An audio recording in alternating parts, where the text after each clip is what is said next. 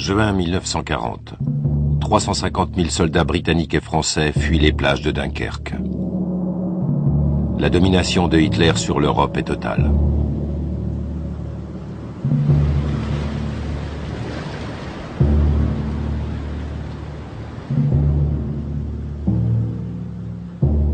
Juin 1941. L'Allemagne lance une offensive audacieuse sur l'Union soviétique.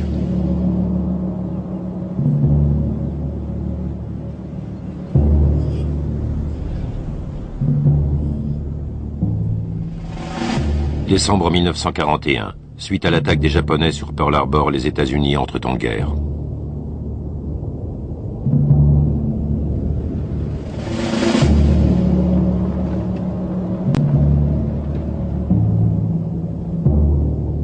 La Seconde Guerre mondiale va être un long et douloureux conflit.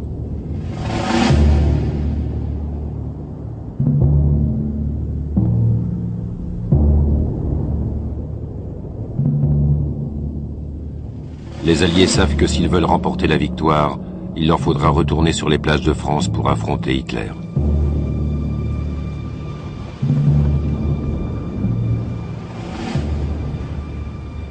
C'est de loin la plus grande chose que nous ayons jamais tentée. Vous êtes sur le point de vous embarquer pour la grande croisade. Votre tâche ne va pas être facile.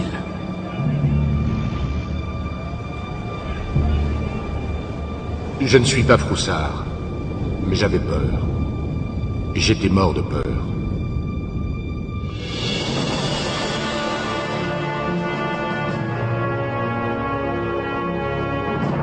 Le jour J.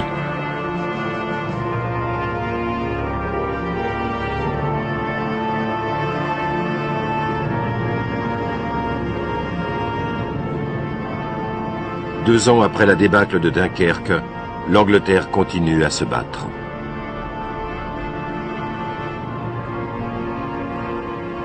Malgré le concours de l'industrie et des ressources américaines, les nouvelles du front ne sont guère optimistes.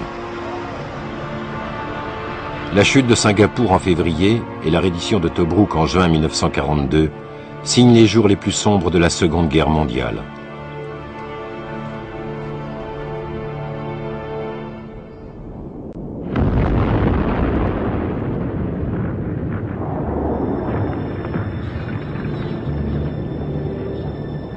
Mais dans le sud de la Russie, les armées d'Hitler sont saignées à blanc dans un combat sans merci contre l'Union soviétique.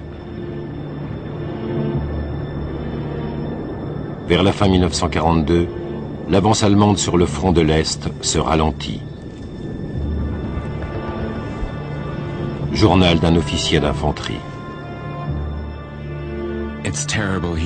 C'est terrible ici. Les Russes résistent durement. Ils reçoivent sans cesse des renforts. L'une de nos compagnies refuse de se battre. C'est honteux.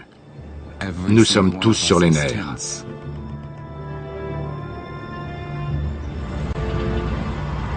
En février 1943, l'armée allemande, réputée invincible, subit une défaite mémorable à la bataille de Stalingrad.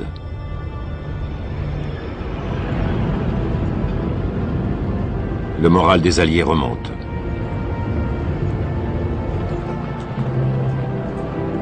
Et puis, après bien des revers, Britanniques et Américains connaissent enfin la victoire en Afrique du Nord.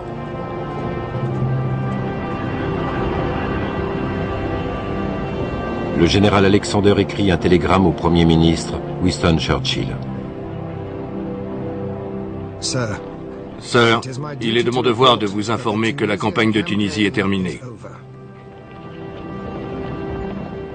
L'ennemi a cessé toute résistance. Nous sommes maîtres des côtes d'Afrique du Nord.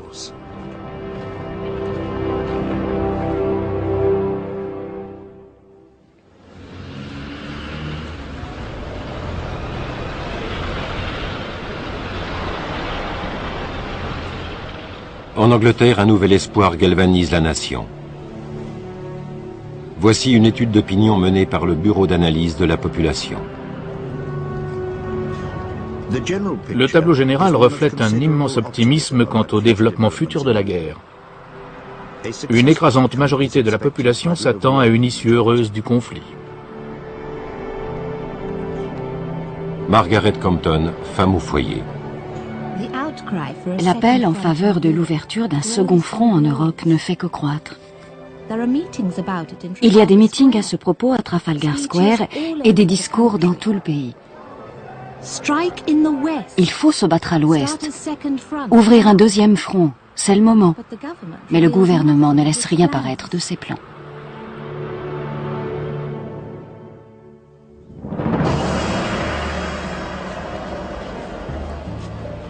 Pourtant, les plans secrets d'une grande offensive en Europe de l'Ouest sont déjà sérieusement avancés.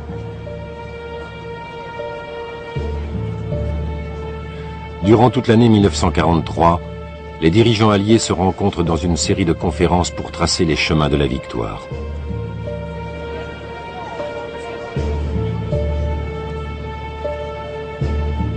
Churchill et le président américain Roosevelt s'accordent sur une politique de l'Allemagne d'abord, persuadés que l'Allemagne vaincue, le Japon va capituler. Le général Alan Brooke est aux côtés de Churchill à la conférence de Casablanca. Les travaux d'approche ici se sont interrompus. Dieu merci. C'est l'une des tâches les plus ardues qu'il m'ait été donné d'accomplir. Bien que les discussions aient été parfois assez rudes, nos relations ne se sont jamais distendues. J'espère que nous repartirons d'ici avec une vision plus unie de la guerre.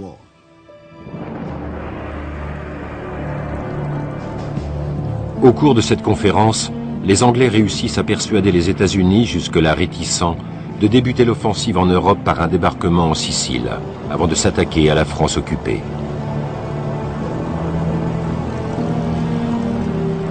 La tactique de Churchill consistant à frapper Hitler par le ventre mou de l'Europe, ainsi qu'il nomme l'Italie, retarde de près d'un an le débarquement en France.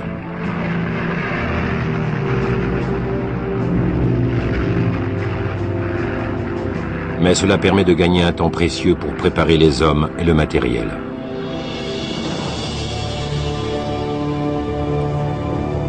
En juillet 1943, les troupes américaines et britanniques débarquent en Sicile. Le dictateur italien Benito Mussolini, allié d'Hitler, est renversé. L'Italie ne tarde pas à rendre les armes.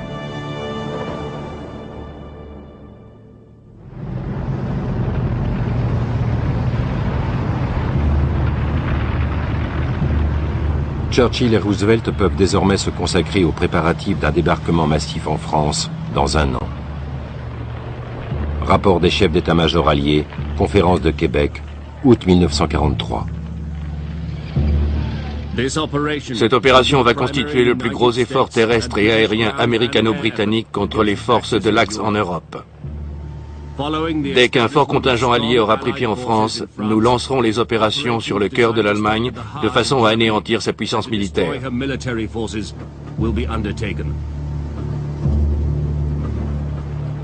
Nous avons approuvé dans ces grandes lignes le plan de l'opération Overlord.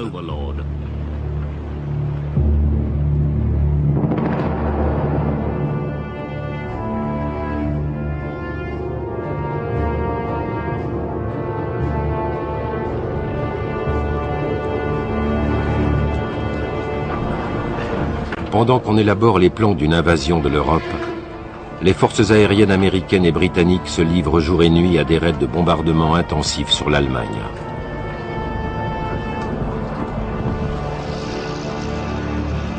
Une directive des chefs de l'état-major allié. Votre principal objectif consiste à ébranler et à détruire progressivement l'organisation militaire, industrielle et économique de l'Allemagne et à saper le moral du peuple allemand au point de lui ôter toute velléité de résistance.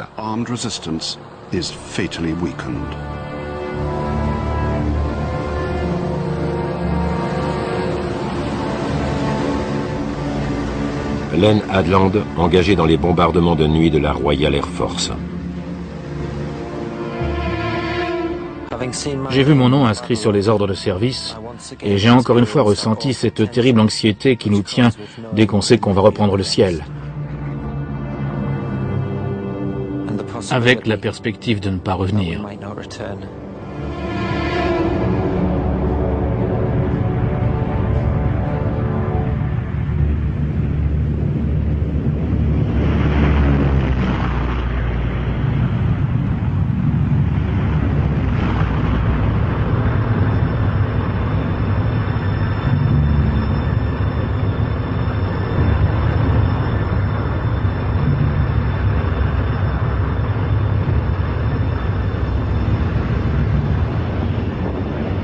Les Alliés mènent une campagne de bombardement aérien à après incessante.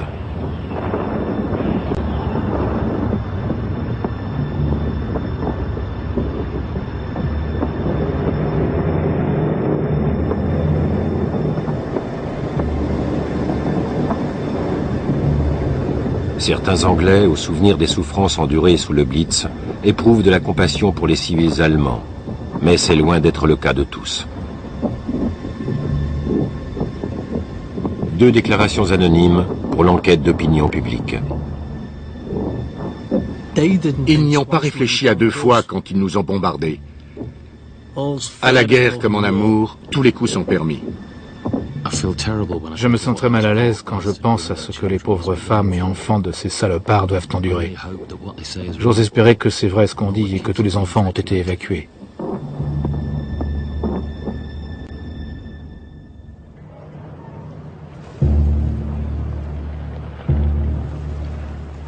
Novembre 1943. Le dirigeant soviétique Joseph Staline entame des pourparlers stratégiques avec Churchill et Roosevelt à la conférence de Téhéran. Le général américain Dwight Eisenhower est nommé commandant en chef des forces alliées. La date de la grande offensive est fixée. Ce sera pour l'été 1944.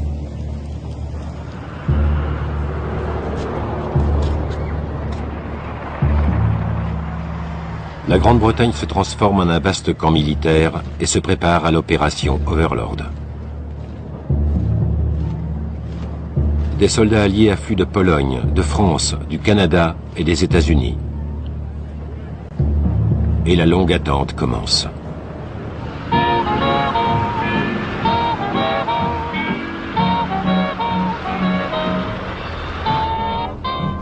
Ernie Pyle est correspondant de guerre américain. Certains prétendent que les Anglais sont en guerre depuis tellement longtemps qu'ils en ont oublié ce que c'est que de vivre en paix et qu'ils se sont fait l'idée que la guerre traînerait indéfiniment. Pourtant, je ne sens nulle part une telle résignation. On entend toutes sortes de plaisanteries sur la façon dont les Américains ont submergé l'île et plus ou moins jeté les Anglais à la mer. Lewis Brereton, général dans l'US Air Force. Parmi les Américains, une blague circule sur cette habitude qu'ont les Anglais de vous dire « vous ne pouvez pas le rater » en vous indiquant votre chemin. J'ignore d'où ils tiennent ça, mais les Anglais sont incapables de vous indiquer clairement un chemin.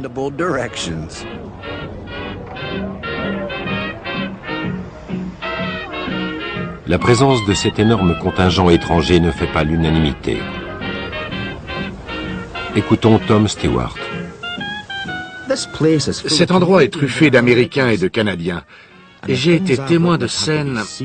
Il fallait le voir pour le croire. C'est un fait avéré qu'ici, les filles ne pensent qu'au flirt, à la bière et au cinéma.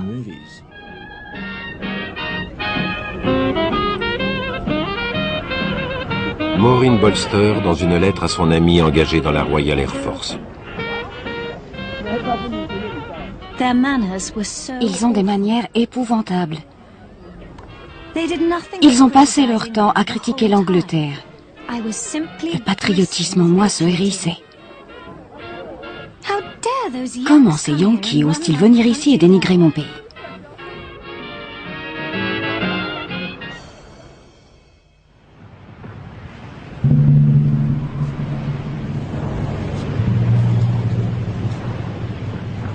Pour ces soldats venus de partout, les accusations de grossièreté et de fraternisation sont le cadet de leurs soucis. Les exercices et les répétitions en vue de l'assaut amphibie et aérien s'enchaînent. La crainte de voir le grand jour arriver s'amplifie de semaine en semaine. Donald Burgett sert dans les troupes aéroportées américaines. Au cours d'un stage, un instructeur nous a dit que nous ne nous étions pas portés volontaires pour une partie de plaisir et que la plupart d'entre nous allaient mourir au combat. En fait, a-t-il dit, si jamais un homme s'en sort vivant au bout de 3 missions, le gouvernement prétend qu'il va le libérer et le rapatrier. Mais vous savez aussi bien que moi que l'oncle Sam ne risque pas de démobiliser qui que ce soit en temps de guerre. Vous voyez maintenant quelles sont vos chances de survivre à cette guerre. Elles sont nulles.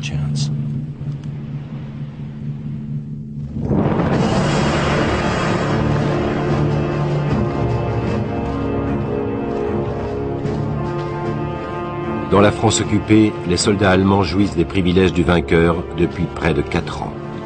Cependant, pour les Français, la situation est intolérable.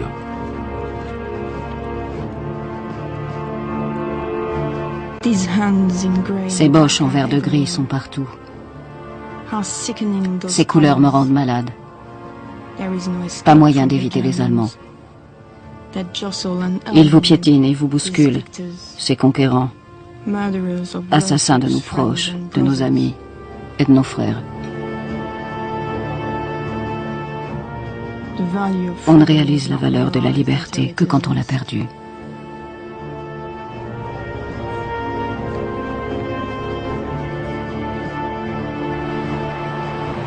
Début 1944, alors qu'il vient de subir de nouvelles pertes considérables sur le front de l'Est, Hitler sait qu'il va bientôt être confronté à un débarquement allié à l'Ouest. Hitler a ses généraux. Le danger plane toujours à l'Est, mais à l'Ouest, un péril encore plus grand menace. Le débarquement des Anglo-Américains. Si de ce côté-là, l'ennemi réussit à percer nos défenses sur un large front, les conséquences seront vertigineuses. Tout indique qu'une attaque imminente se prépare sur le front de l'Ouest.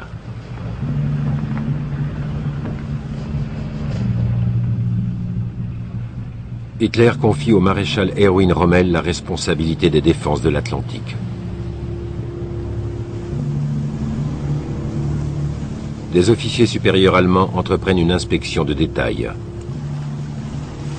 Rommel écrit à sa femme. Je vais me consacrer à fond à cette nouvelle tâche. Et je réussirai.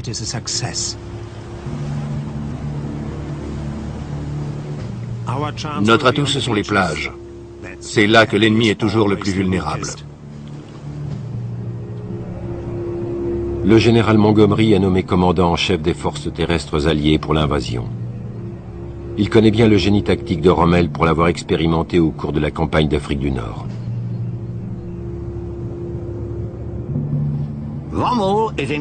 Rommel dirige les opérations de la Hollande jusqu'à la Loire.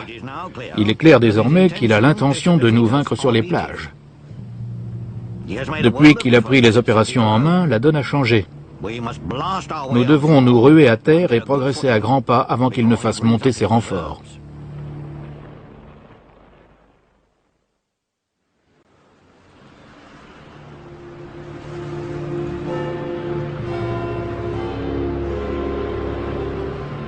Les Allemands ont beau s'attendre à une attaque des Alliés, ils ne peuvent que supputer où et quand celle-ci va avoir lieu. Churchill annonce aux Anglais qu'il faut maintenir le secret coûte que coûte. We shall require from our own people here, from Parliament, from the press, from all classes, the same cool, strong nerves, the same toughness of fibre which stood us in good stead in those days when we were all alone under the German Blitz. En France, la résistance contribue à créer un réseau de renseignements fictifs pour tromper l'Allemagne. On laisse volontairement filtrer des secrets portant à croire que le débarquement va avoir lieu dans le Pas-de-Calais, voire en Norvège.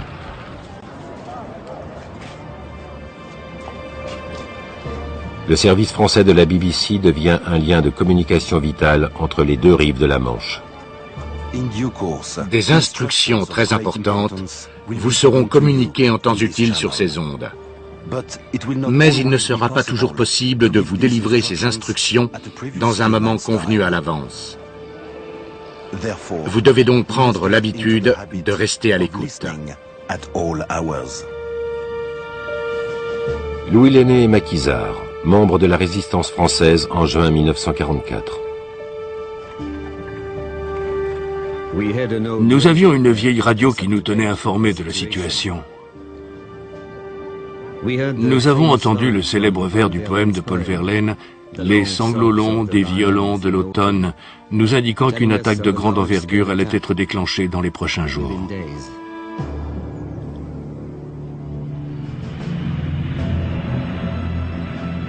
En Grande-Bretagne, la tension monte pendant que la sécurité se renforce. Écoutons Lewis Brereton. On sent que le débarquement est en marche. Toutes les sorties ont été annulées à partir de minuit. Toute une partie de la côte anglaise face à l'Europe est fermée à tous les voyageurs en dehors des missions officielles. Les équipes du contre-espionnage s'activent à Londres et dans d'autres agglomérations pour prévenir tout manquement à la sécurité militaire. De l'autre côté de la Manche, les Allemands travaillent fébrilement au renforcement du mur de l'Atlantique.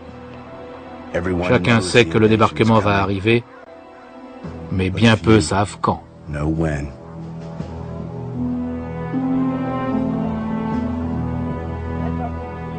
Les Alliés rassemblent leurs forces pour le débarquement. Churchill écrit dans un télégramme à Roosevelt. Si nous commettons de graves erreurs au cours de la campagne de 1944, nous risquons de donner à Hitler l'occasion d'un fulgurant retour en force. Cela prouve à quel point nous devrons faire montre de la plus grande prudence et de discernement. Mon cher ami, c'est bien la plus grande chose que nous ayons jamais tentée.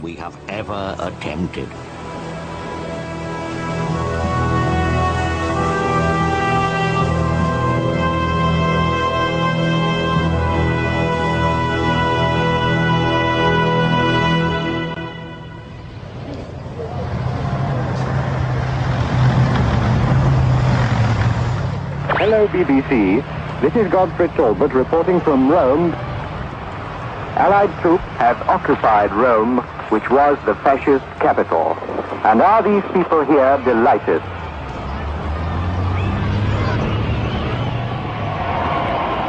Juin 1944. Rome est libérée par les Alliés. Cette nouvelle est la bienvenue pour tous ceux qui attendent anxieusement en Angleterre. Le 4 juin, plus d'1 million d'hommes sont en marche dans tout le sud de l'Angleterre. La flotte de l'opération Overlord va appareiller pour les côtes de Normandie. L'attaque est imminente. Le capitaine Douglas Aitken est médecin militaire dans le 24e Lancier. Il n'y a que 10 km d'ici au dock, mais notre allure est très lente. La police militaire américaine en jeep nous escorte tout au long du chemin. Nous empruntons des rues bien connues, et je dois dire que je porte plus d'intérêt qu'à l'ordinaire à ces derniers regards jetés sur l'Angleterre.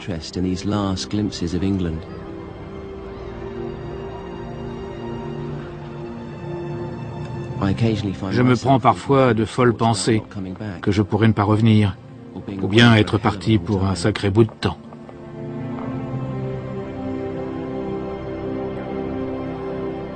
Plusieurs centaines de correspondants de guerre du monde entier viennent s'ajouter à cette formidable armada d'hommes et d'équipements militaires qui attendent l'heure de l'assaut. Ernie Pyle en fait partie.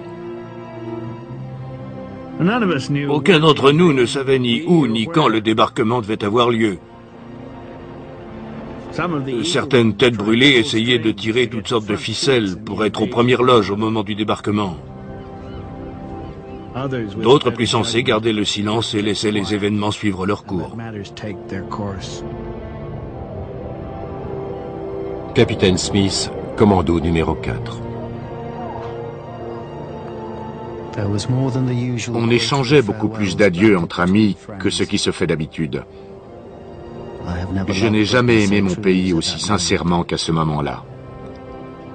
C'était grisant, glorieux et déchirant.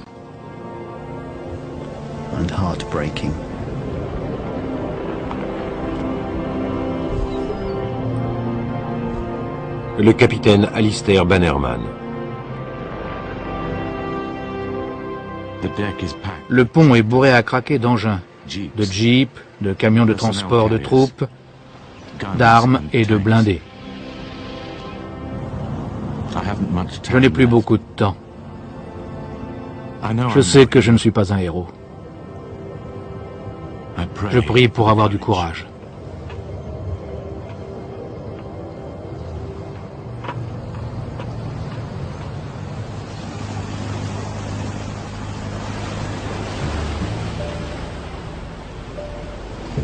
Le plan d'invasion exige des hautes marées de pleine lune et une nuit claire. Mais le temps se gâte.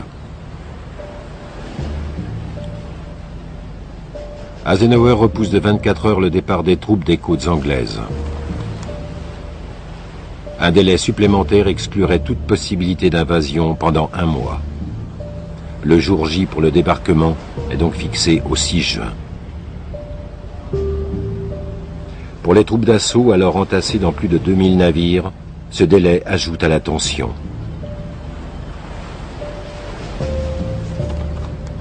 Bob Koch, du 116e régiment d'infanterie.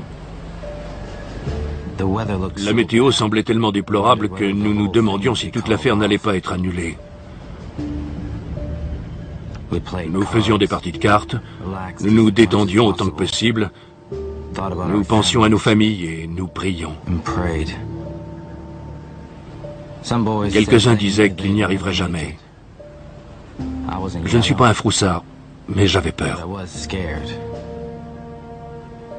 Ça y a pas de doute, j'étais mort de peur. I was scared to death.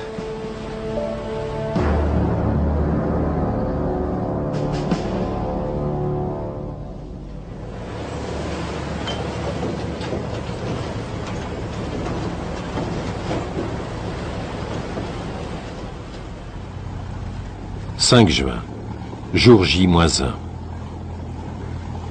Après la longue attente au port, il faut maintenant traverser la Manche. Les plages de Normandie sont à près de 160 km des côtes de l'Angleterre. Lieutenant Sidney Beck. La grande décision a été prise. La flotte prend la mer malgré les bulletins météo les plus défavorables. En passant l'un à côté de l'autre, le capitaine Perry et le capitaine Hall ont échangé des signaux lumineux. Bonne chance. En doublant les Needles, nous avons senti la première houle de l'Atlantique. Là, nous savions que nous ne pouvions plus faire demi-tour. Le Solent était plein à craquer d'embarcations de toutes formes et de toutes tailles. Les hommes piaffaient d'impatience dans l'attente de la plus grande opération amphibie que le monde ait jamais connue.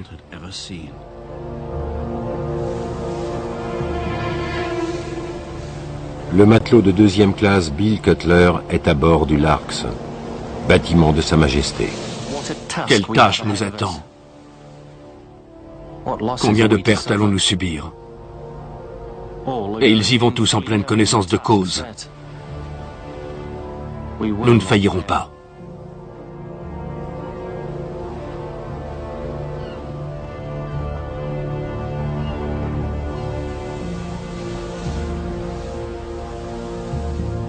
La flotte atteint son point de ralliement au milieu de la Manche.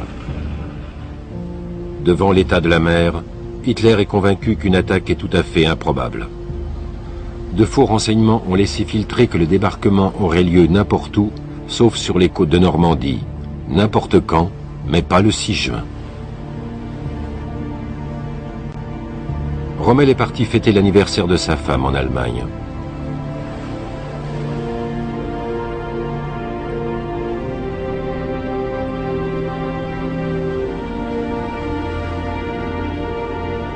Le commandant en chef, le général Eisenhower, donne l'ordre du jour.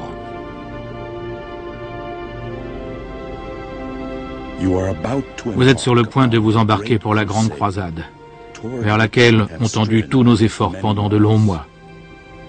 Les yeux du monde sont fixés sur vous. Les espoirs, les prières de tous les peuples épris de liberté vous accompagnent. Votre tâche ne sera pas facile. Mais nous sommes en 1944. Le vent a tourné. Les hommes libres du monde entier marchent ensemble vers la victoire. Bonne chance.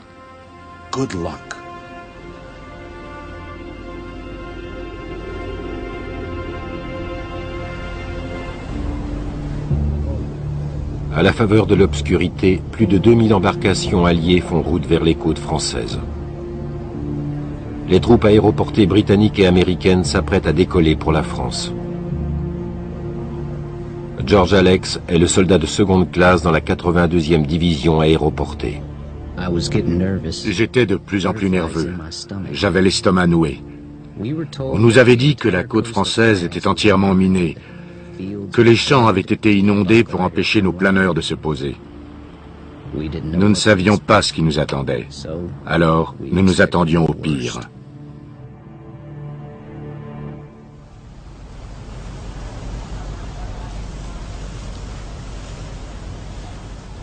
L'aube du 6 juin 1944, jour J.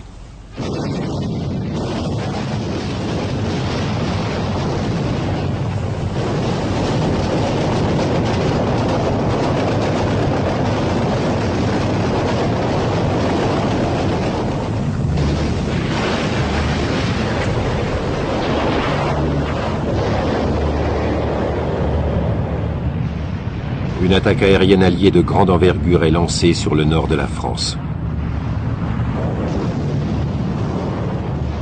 Près de 200 navires bombardent une bande de 80 km du littoral normand. Bill Cutler.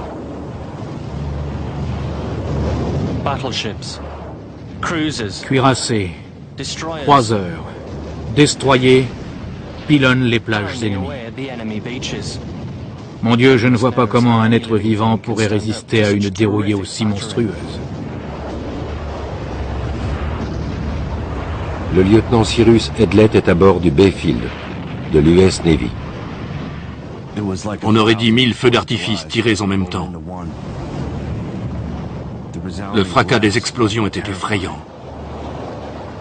Le navire roulait et tanguait comme s'il comprenait ce qui se passait.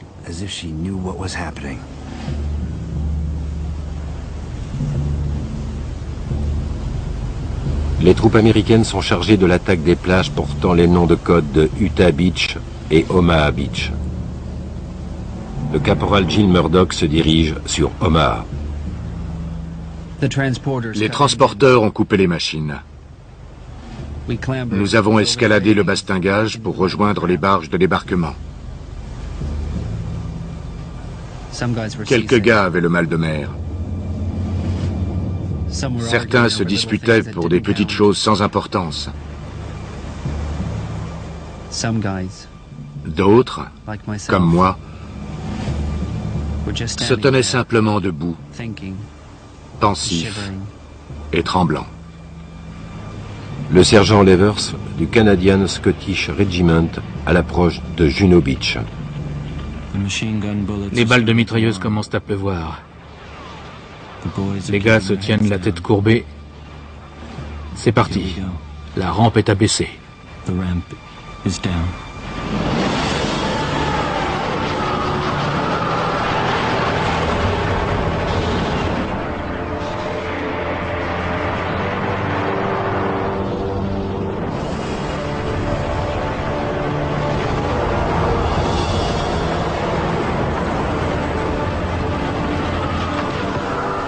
Le sergent Harry Barr est sur Omaha Beach. Mon opérateur radio a eu la tête arrachée à 3 mètres de moi. La plage était couverte de corps. Des hommes sans jambes, sans bras. C'était horrible.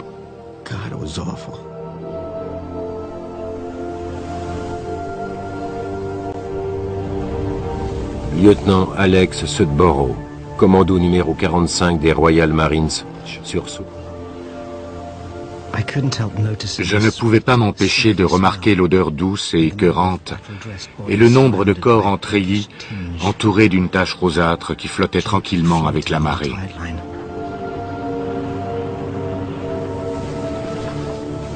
Capitaine Jim Roberts, Omaha Beach. Il y avait des corps partout. En passant, j'ai entendu des gens hurler pour de la morphine. Et je ne pouvais rien faire.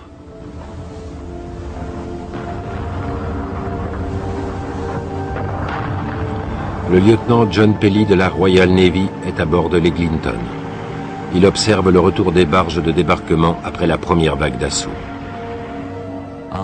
Je n'oublierai jamais ce chaos. Un mélange de fioul et de sang avec des jambes et des têtes qui dépassaient.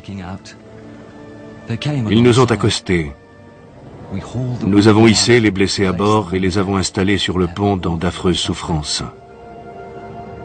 Nous avons fait tout ce que nous pouvions.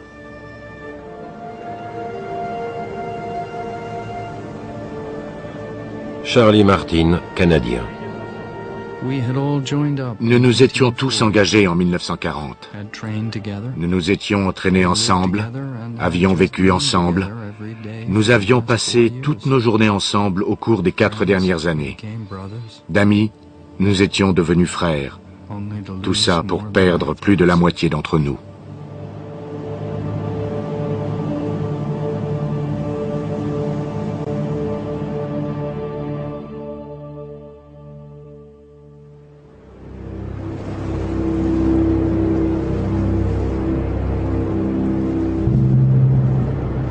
BBC Home Service.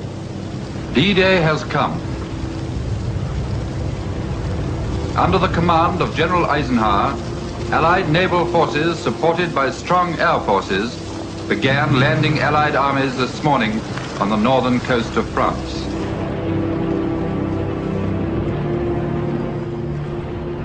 Au soir du 6 juin, plus de 180 000 soldats alliés ont établi une étroite tête de pont en Normandie.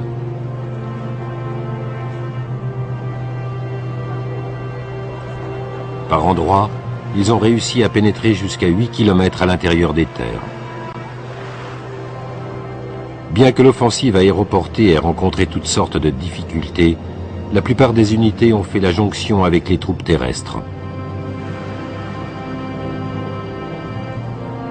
Plus de 2500 soldats alliés, pour la plupart américains, sont morts.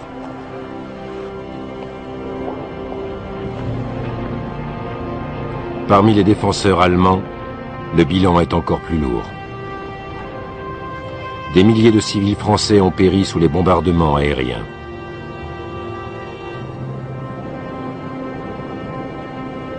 Mais le voile du secret tissé par les Alliés autour du débarquement a tellement bien convaincu Hitler et son haut commandement que l'attaque allait se dérouler dans le Pas-de-Calais, que les Allemands ne disposent que de maigres ressources pour contre-attaquer.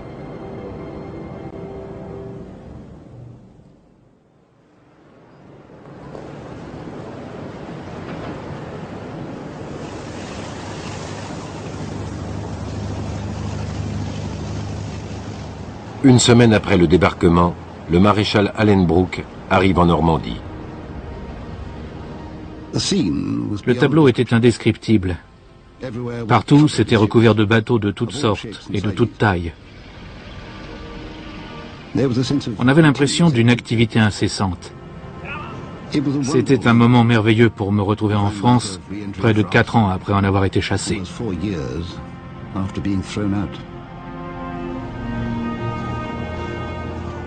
De gigantesques ports flottants, les Mulberries, une idée dont l'initiative revient à Churchill lui-même, ont été arrimés dans toute la Manche.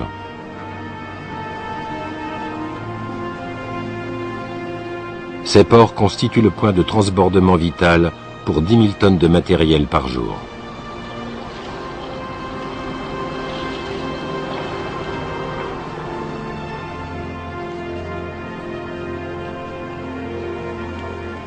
À terre, les soldats alliés se familiarisent avec leur rôle de libérateur.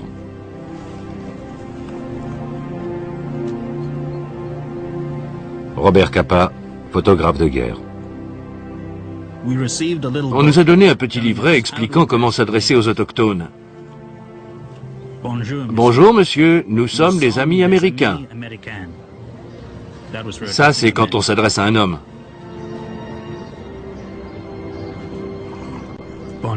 Et pour les filles, bonjour mademoiselle, voulez-vous faire une promenade avec moi?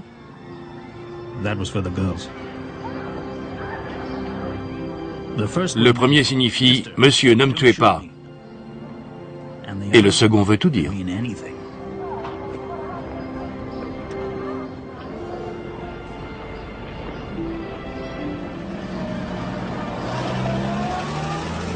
Mais tous n'apprécient pas la présence des Alliés. Écoutons Sir Hallenbroek.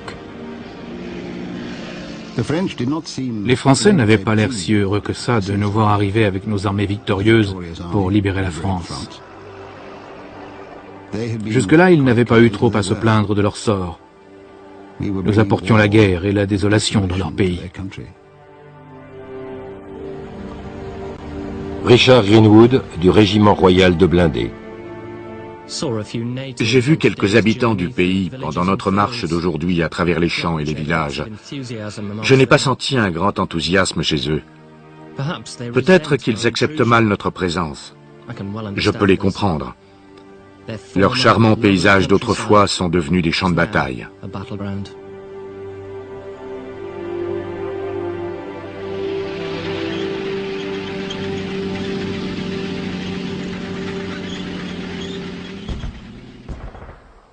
Au cours des semaines qui suivent, la bataille terrestre s'intensifie.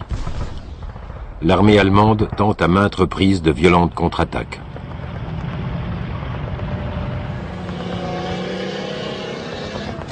Le bocage normand, avec sa mosaïque de petits champs entrecoupés de haies, s'avère un terrain de manœuvre ardu.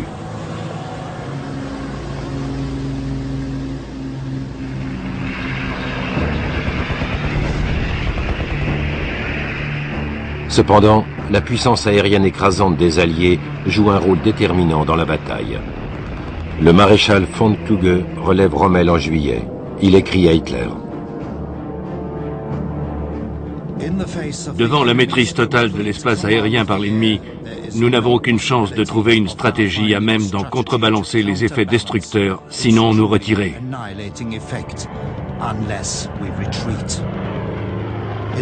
Malgré d'énormes efforts, ce front ne va pas tarder à s'effondrer.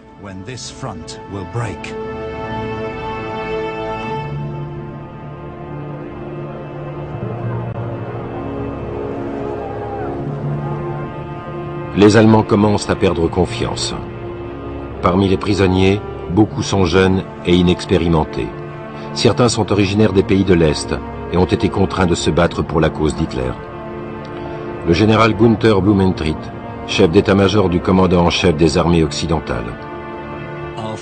Nos troupes sont saignées à blanc. Il est impossible de reprendre la situation en main. Nous n'avons tout simplement pas assez d'hommes pour contenir la pression plus longtemps.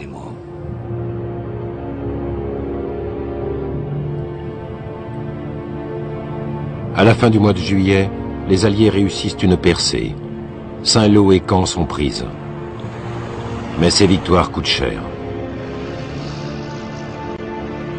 Plus de 3000 Américains perdent la vie dans l'attaque de Saint-Lô.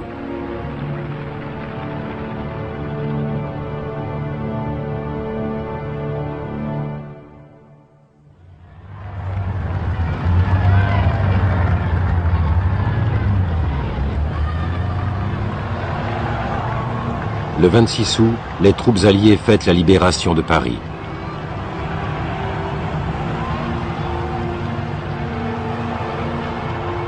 Le général Charles de Gaulle, commandant en exil des forces françaises libres, est de retour pour conduire le défilé triomphal. Lieutenant John Osland de la 4e division d'infanterie américaine. Dans les rues, il y avait la plus grosse foule que j'ai jamais vue. Des milliers de gens. Ils étaient tous venus voir de Gaulle et fêter la libération de leur ville. Ils attendaient ce moment depuis 4 ans.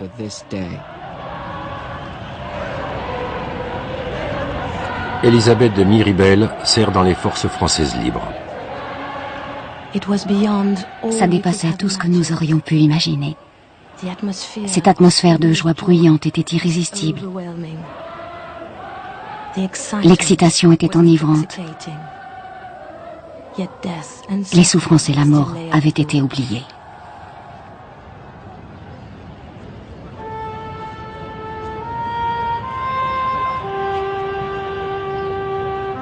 La bataille de Normandie aura été un long et âpre combat. Près de 500 000 soldats alliés et allemands sont morts, blessés ou portés disparus. Bien que la guerre soit encore loin d'être terminée, Il faudra encore des mois aux Alliés pour atteindre Berlin. Les événements du jour J et la bataille de Normandie sonnent le début de la fin pour Hitler et son Troisième Reich. Extrait des mémoires d'Ernie Pyle, tué au combat par les Japonais en avril 1945. Voici son récit d'août 1944. Paris. Comment ne pas être touché devant notre colossal débarquement? Ce fut une entreprise téméraire et grandiose, parmi les plus épiques de toute l'histoire. J'espère que nous pourrons nous réjouir de la victoire, mais humblement. Les morts n'apprécieraient pas de nous voir jubiler. To gloat.